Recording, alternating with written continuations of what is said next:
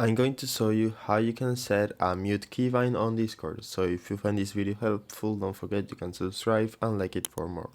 So the process it's the same. You need to go to the Discord website or the desktop application, then go to your user settings right here at the bottom left. And once you are here, you can scroll down until you see keybinds, or you can also search it right here. And once you're here, as you can see, I have some keybinds already. But in your case, you will need to add a keybind right here. And once you add it, you need to set an action. So in our case, we want toggle mute, or you can also use push to mute.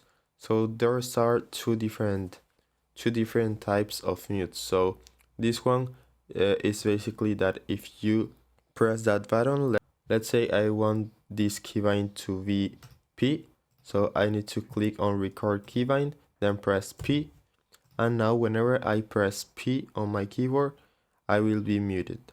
And then if I press P again, I will be unmuted. As you can see, it will toggle my microphone on and off. And then the other option we have is push to mute.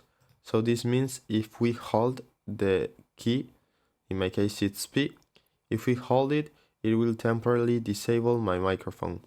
So it will mute us while we are holding our keybind. So that's it. Then you can also enable or disable the keybind and delete it if you want.